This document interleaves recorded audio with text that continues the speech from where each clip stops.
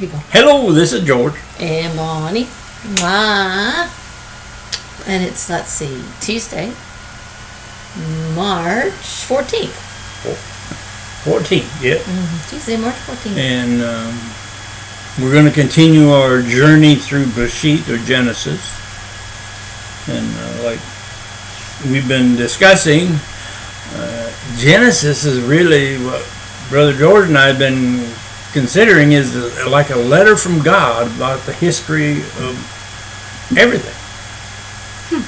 God's history book. God's history book. I like that. But we're changing what we call it for a certain reason.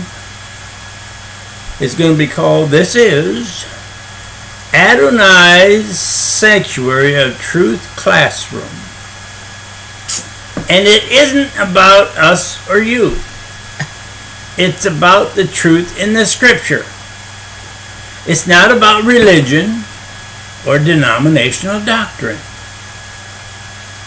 This is Adonai's time to hold school. I like that.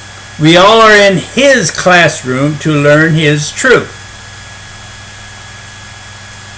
What we will learn is by his leading, not by you or yours, us or ours, or them or theirs. No, the reason we are taking this journey isn't for you, and you shouldn't be taking this for us.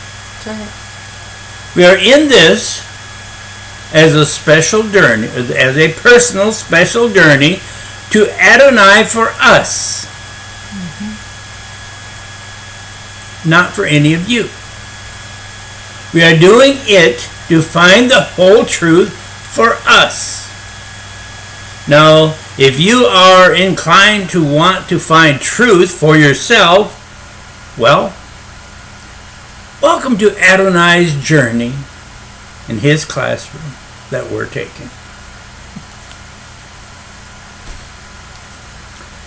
Now, mind you again, there may be times you will view the journey that we believe Adonai is taking us as a sacrilegious one, confusing, downright wrong, until Adonai shows you his whole picture that he wants you to see. So in reality, Adonai's Sanctuary of Truth classroom isn't for you.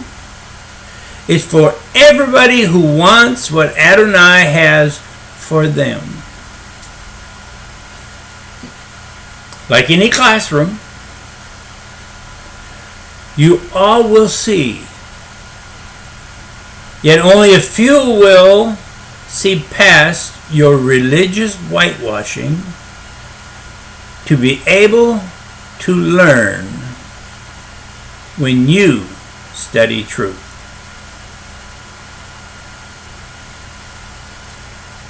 It's a thing that's going to be happening to you. It's not going to happen to us. We are in his classroom to learn. And that's what we're going to do. That's what George's over here for. To help us learn and to learn himself.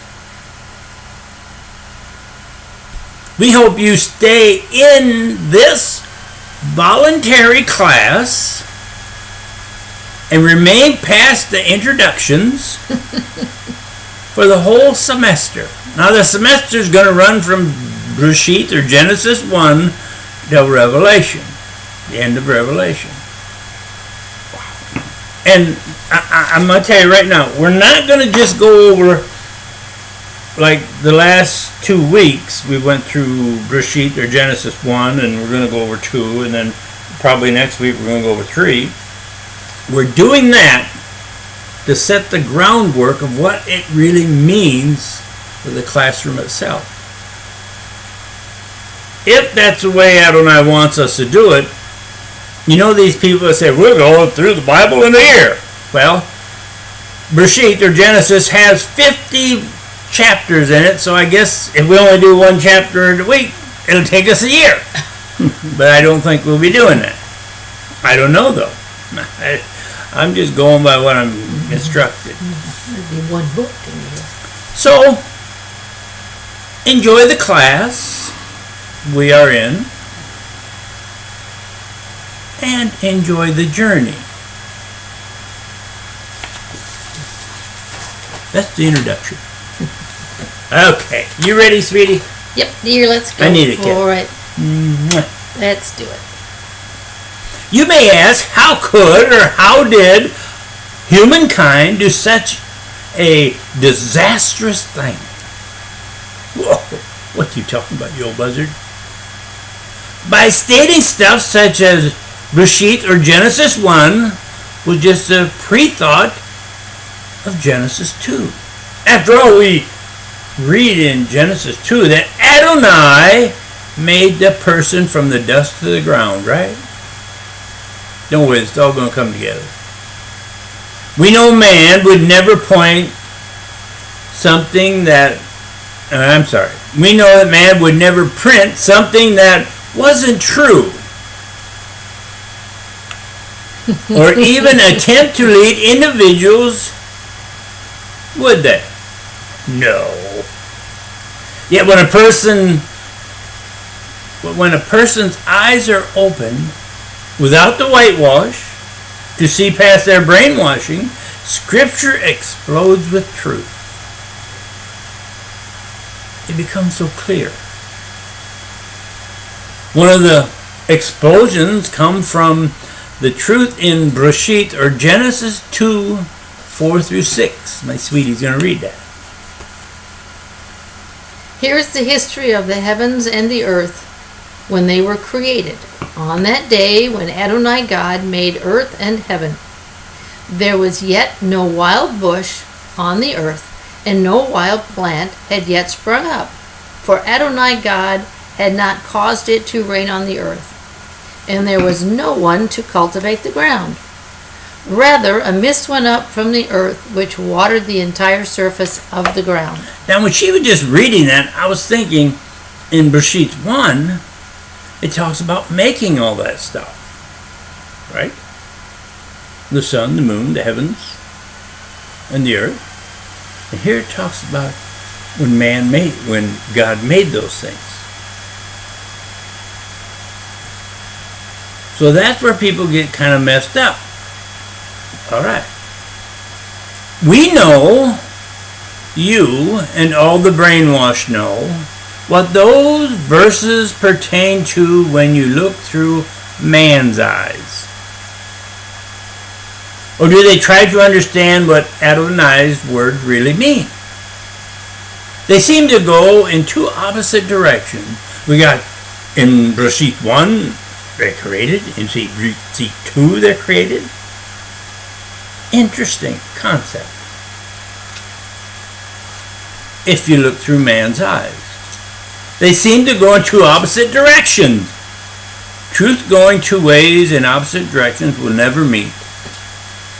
So what is needed is someone so much smarter than myself to guide everybody to truth.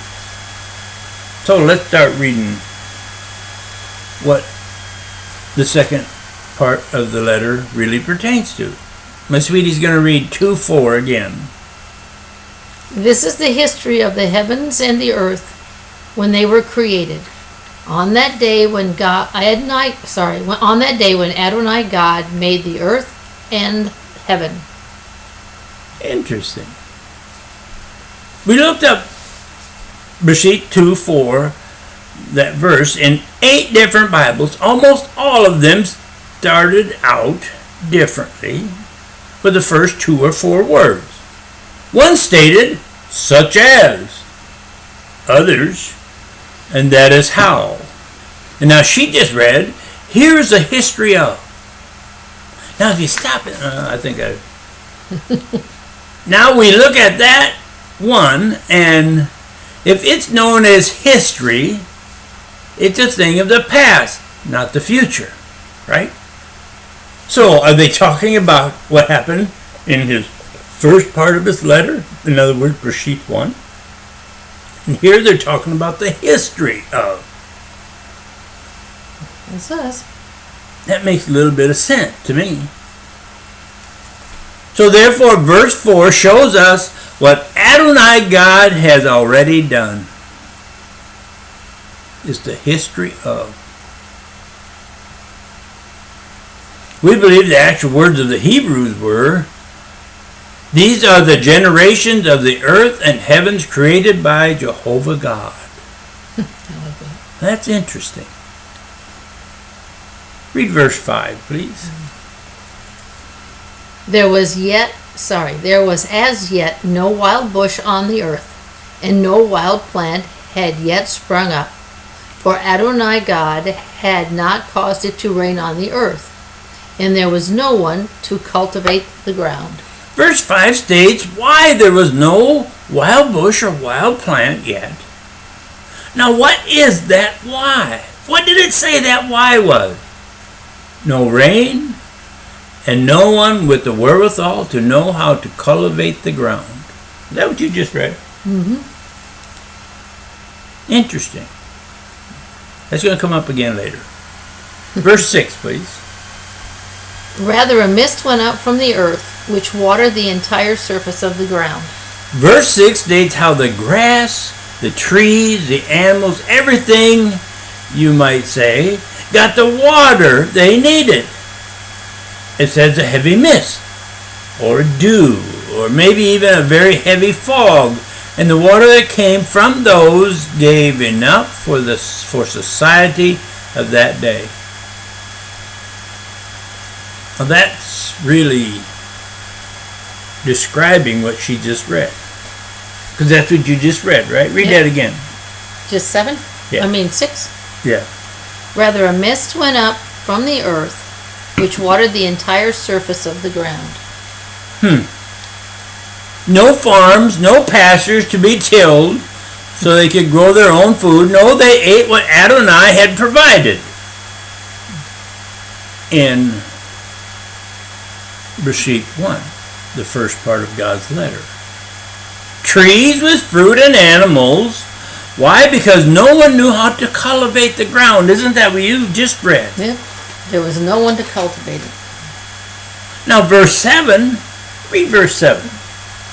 Then Adonai God formed a person, in Hebrew Adam, from the dust of the ground. That's Adamah, A-D-A-M, and breathed into his nostrils a breath of life, so that he became a living being. Verse 7 is so very interesting. Adonai God formed a person, and they called him Adam, from the dust of the ground. Now, have you ever stopped and thought, why was it dust? No moist dirt? Not mud? Think about it. No rain yet. Adonai formed the man and breathed into his nostrils the breath of life. From the same ground that we read last week, and we called it the first part of the letter in Bereshit 1, or Genesis 1. Adonai made Adam. From the Hebrew root, it's A-D-M, which means red. What, that person, Adam, wasn't a lily white boy? No, his skin tone was more reddish by Scripture and the Hebrewness thereof. Not by us. If you study the Hebrew, when the A-D-M in the Hebrew is actually a reddish color.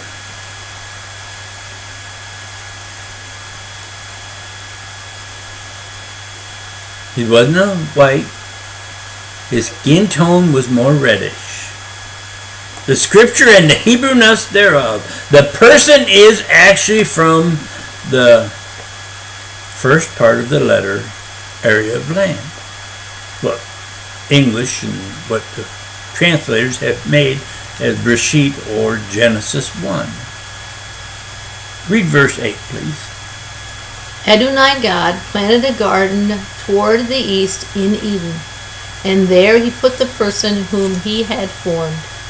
Adonai God planted a garden towards the east in Eden, and that is where Adonai put the man, this person, whom he had just formed, or whom he had formed.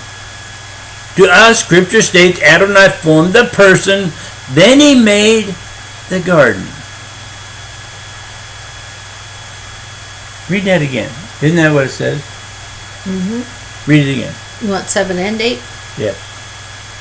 And Adonai God formed a person, or Adam, from the dust of the ground, and he breathed into his nostrils a breath of life, so that he became a living being. Adonai God planted a garden toward the east in Eden, and there he put the person whom he had formed. So, he made the Adam,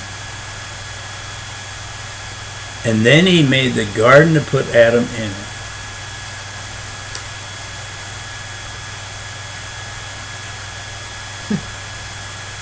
To us, it's obvious that Adonai formed the person, then he made the garden. I don't see how you can read it any other way. But anyway, verse 9, please.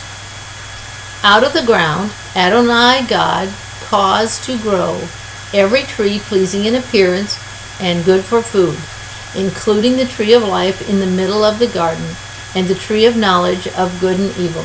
So by the time the garden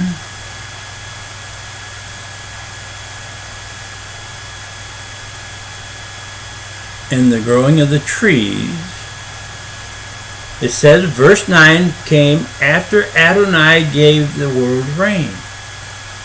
It doesn't really say that. Well, think about it. How can we state that? Read verse 6. Rather, a mist went up from the earth and watered the entire surface of the ground. Like we stated, a mist of dew, even a heavy fog, wouldn't have given the moisture for any river. And according to Scripture, they had none. And when you study, you may see that between making the man or the person, Adam, and making the garden, he must have caused it to rain. Now, how can this old, non-biblical college-trained individual make a statement like that? Read verse 7, please. No, I'm sorry, 7 and 8. Then Adonai God formed the person, Adam, from the dust of the ground, and he breathed into his nostrils a breath of life, so that he became a living being. Adonai God planted a garden toward the east in Eden, and there he put the person whom he had formed. Adonai formed him from dust, and after he did that, Adonai made a garden. Read verse 10, please. A river went out of Eden to water the garden, and from there it divided into 4 streams. Now remember, when I said there must have been a river by then, Must have been rain. it must have been rain by then, it says in verse 10, by the time verse 10 comes along, it says a river, not a mist any longer, went out of Eden to water the garden. Now it says went out of Eden to water the garden, right? Mm-hmm. So therefore, it must have rained enough to have rivers, and the rivers watered the garden that God just made.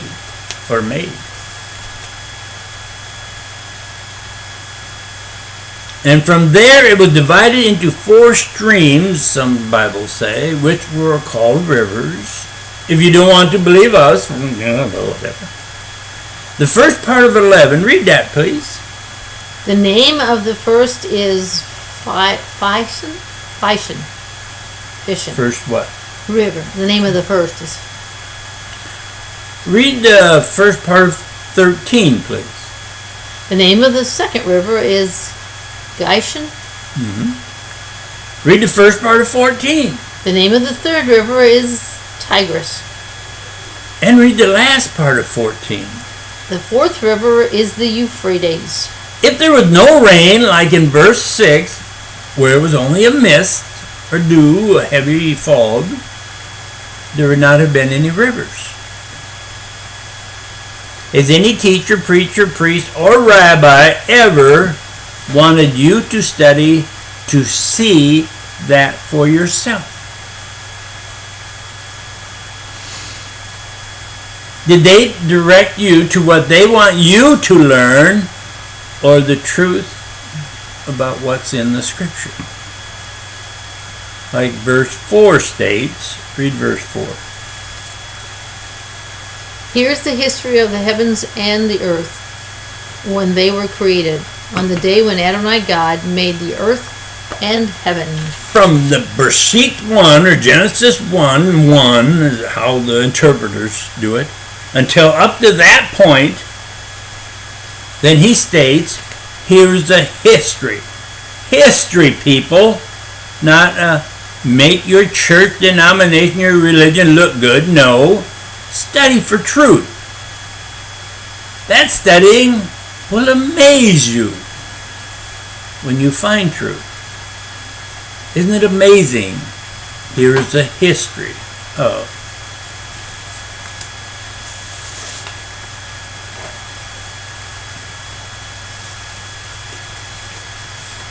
Adonai gave the person the ability to know how to cultivate the land in the garden. He didn't do that in the first one. When they only had the mist. Why would they have to cultivate the garden if they only didn't have any rivers to water it? Didn't have any rain. They only had a mist, remember? How much could you grow with just getting a mist? If you were cultivating, being a farmer, you might say. Which, by the way, those others didn't know how to do. Read verse 5 of chapter 2.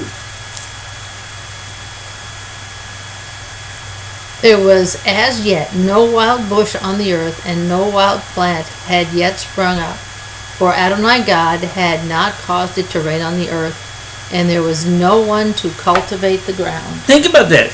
The time period of Bereshit, or Genesis 1, all the way to chapter 2.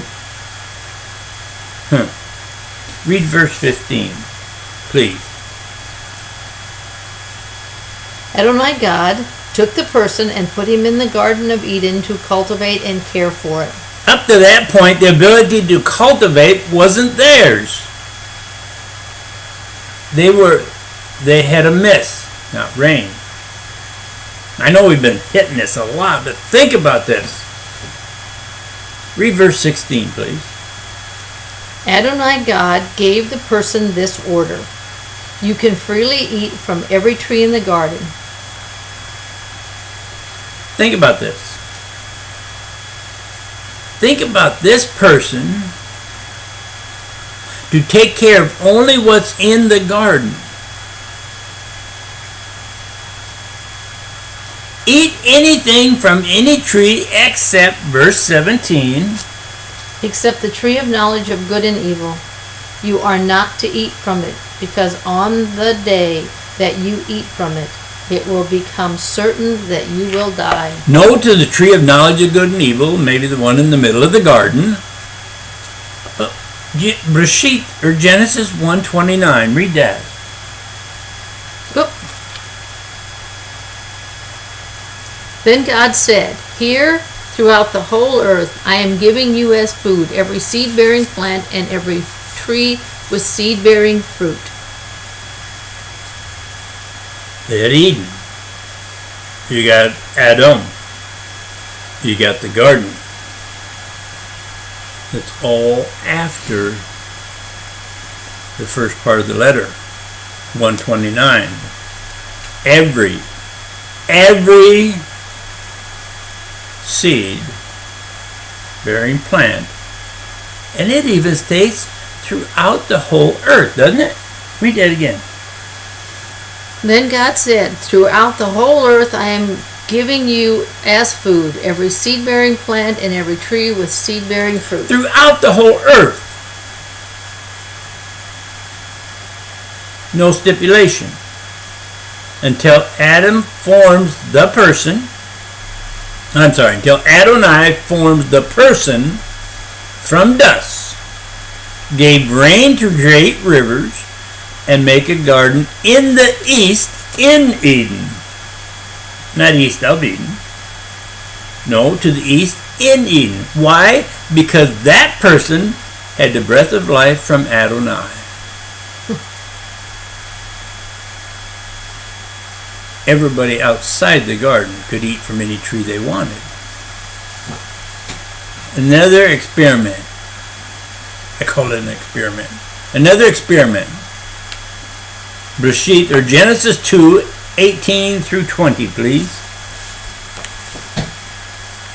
Adonai God said, it isn't good that the person should be alone. I will make for him a companion suitable for helping him.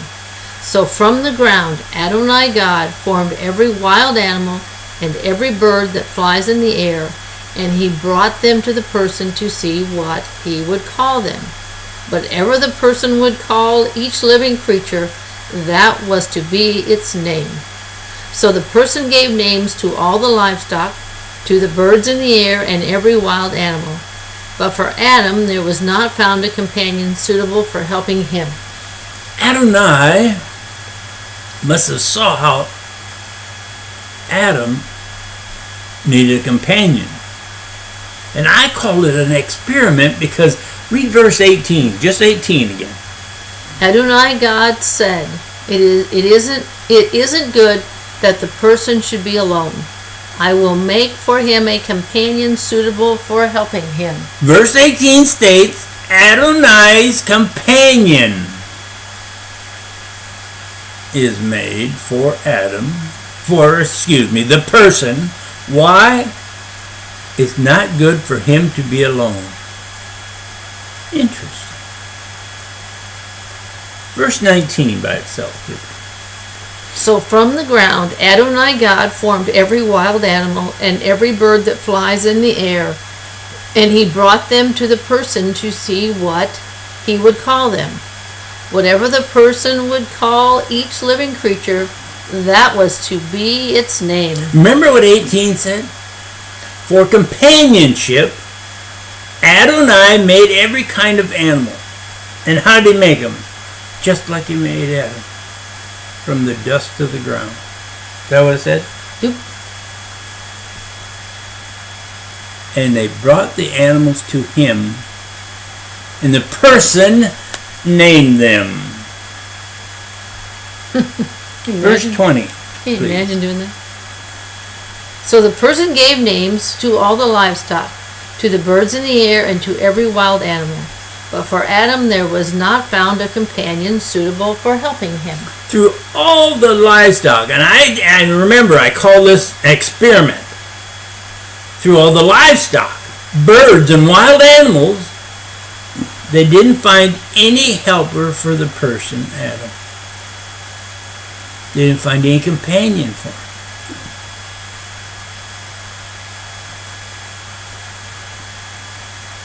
Verse 21, please. Then God caused a deep sleep to fall upon the person, and while he was sleeping, he took one of his ribs and closed up the place where he took it with flesh.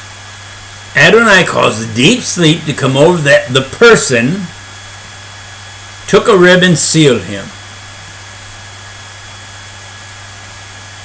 It wasn't going to be like the animals made from the dust of the ground, the dirt of the ground. No, he didn't do that for them. In verse 22, it's kind of interesting. Read 22, please. The rib which Adonai God had taken from the person, he made a woman person, and he brought her to the man person. Now, Scripture right here states, from the person, he made a woman person. And Adonai brought the woman person to the man person. Did you notice they didn't call them Adam and Eve? It was all man person and woman person. Read 23, please. The man person said, "At last this is bone of my bones and flesh from my flesh. I gotta read that right. The man person said, "At last this is bone from my bones and flesh from my flesh. She is to be called woman," which is Isha, thank you, "because she was taken out of man." which is Ish. Okay. The man person said, "Finally!" And she will be called Isha, Ishah in Hebrew, which means woman, because she was taken out of Ish, Ish, which is Hebrew for man. Verse 24, please. This is why a man is to leave his father and mother and stick with his wife, and they are to be one flesh. I think this kind of sounds like the man was kind of happy. The man person was so overjoyed by what he saw, he made this statement. That's why a man will leave his father and mother, and I think you read that, and stick with his wife. And they become one flesh. Did you notice the only time the name Adam is used was in verse 7 and verse 22? And that first one was to describe to us why he was even called Adam later on. It isn't until 17 in chapter 3, or the third part of God's letter to us, that the name Adam is really used that much. And while you study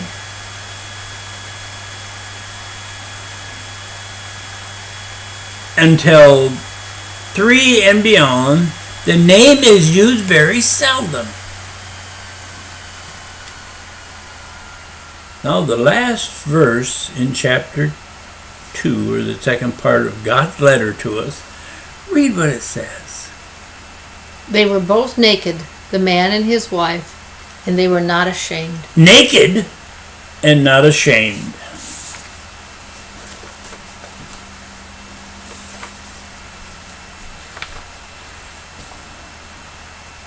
We know by the second part of Adonai's letter of Earth's history. Remember when you read history? Translators called it chapter 2. The start of the second part of his letter states he rested to see. Read the last part of 2:3. So that it itself could produce. And that's the same instructions he gives to us. So it itself could produce. He sat there while it itself produced.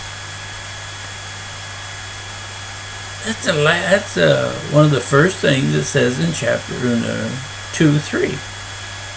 We also found out why there wasn't any wild plants or wild bushes. Read 2:5, please. There was as yet no wild bush on the earth, and no wild plant had yet sprung up. For Adonai God had not caused it to rain on the earth, and there was no one to cultivate the ground. Why? Now I know that's a little review, but it's going to get to a point. Why? No rain, and no one had been given the knowledge of how to cultivate the ground, even if they had rain. But all they had was dry ground. The garden was planted towards the east in Eden. Now, if it was east in Eden, what would you say was already there? Eden. That place was already there. Yeah, countries that went with the rivers too. Or it would be a garden on dry ground. Eden must have been developed by, read 127, please. So God created humankind in his own image. In the image of God, he created him. Male and female, he created them. From the humankind, the importance of Eden was that Adonai's special garden was actually in it. Now that is a kind of an interesting statement. The importance of Eden was that Adonai's special garden was actually in it. It seems religion has tried to distort the truth and have society jump forward to Adam without acknowledging Adonai's God's first part or the first letter he gave us. How they divided it. We believe it's one long letter and certain sections of it.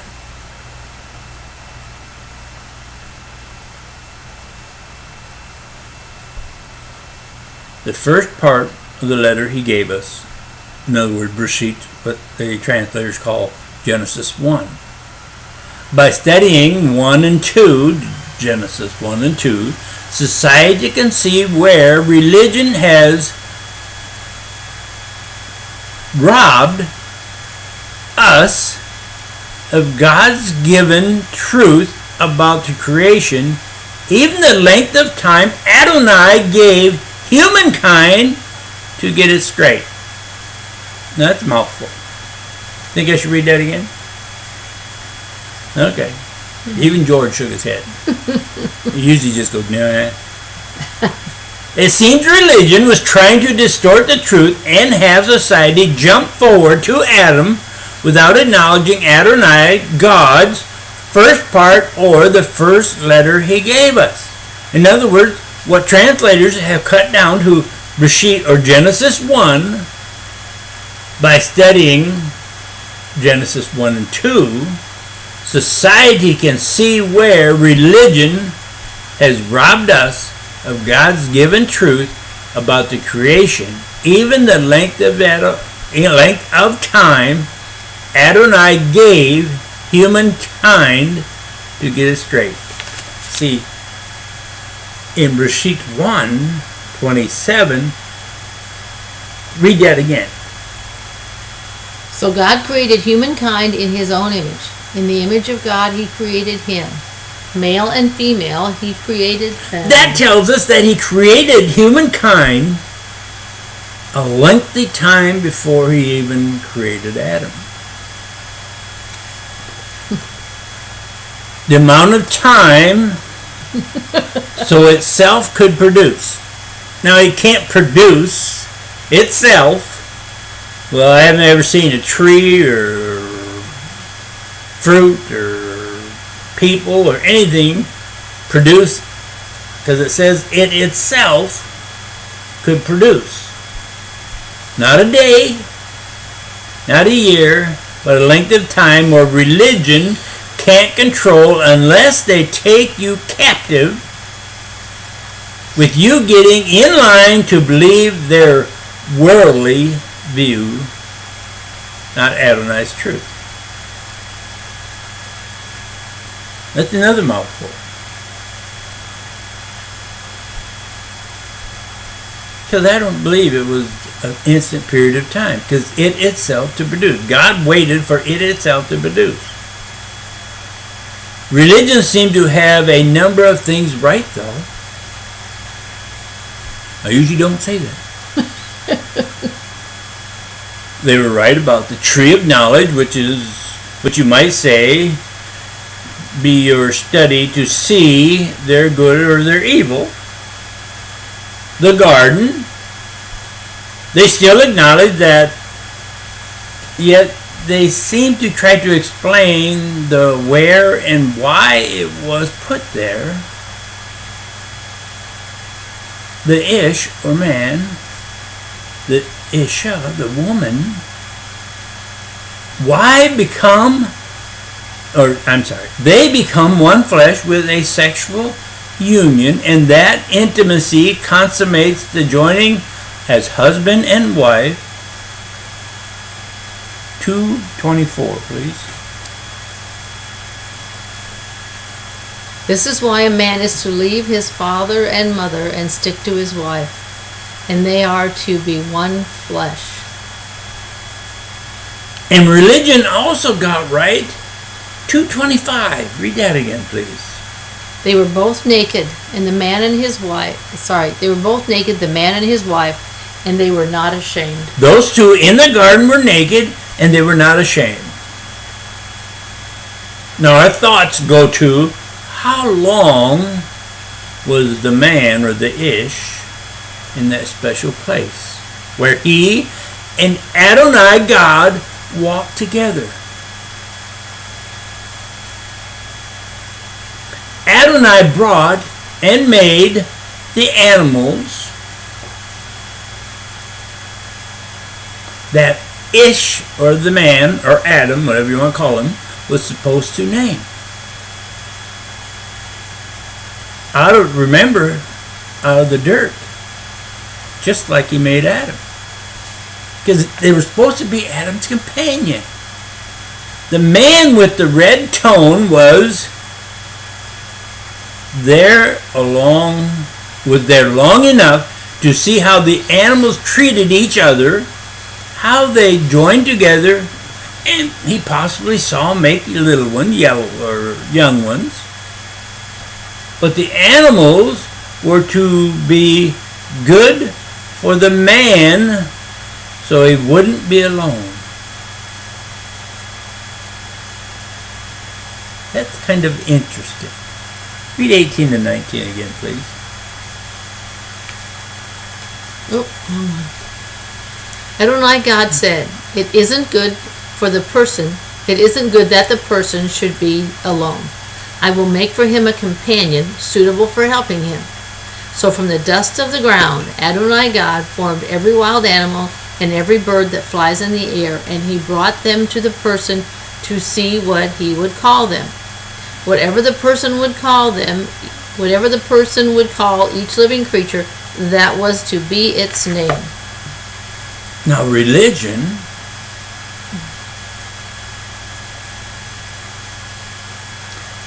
you might say society sees all those things. And it seemed religion got part of it right. But only part truth is really no truth at all. Yet religion has a very unique way of opening parts to point you in their belief. In a lot of cases, adding or taking away from truth from the scripture. Those seem to be the main points for them. For you to fall in line with them. They are right in each of their points if you want only part or altered truth. God's second part of his letter is so good. See, that's what translators call chapter 2. God's second part of his letter is so good. It answers questions on the first part of the letter. Yet there is more information on the third part of his true letter to us. So, if you don't like the finding of truth because you can't stand by and see or hear, and you don't want Adonai's truth, well, go back to that part-time truth in your religion. After all, they did get some of the letter right. They did get some of it correct. And we guess for you that is a part-time truth is good enough for you, your loved ones, your children, your grandchildren. Maybe for you and your family. For you, who needs the whole truth? Not you.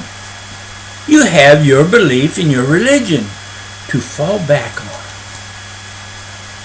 But people, you might want to try some real truth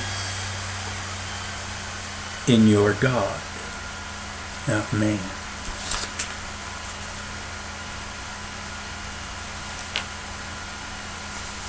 That's it. For today, anyway.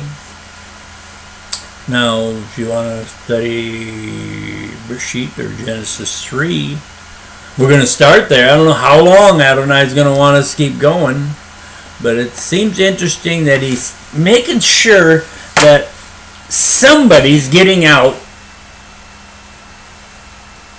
some points that I've never heard a preacher or teacher or anybody, rabbi or priest or anybody else point to. No, they point to what their religion says. And it's kind of interesting how they skip or forget certain parts. That's why we're calling it the Sanctuary of Truth Classroom. We're learning as much as anybody else. We're not teaching. We're just talking about what God's showing us and what we're learning. Don't call me a preacher. Don't call me a teacher. I'm neither one. So, God bless. Have a good week, guys. Check us out here on Facebook, George Nelson Facebook, or our YouTube channel, George Nelson Live Facebook videos to see them all. So, have a great week, guys, and we'll see you next Tuesday. Bye.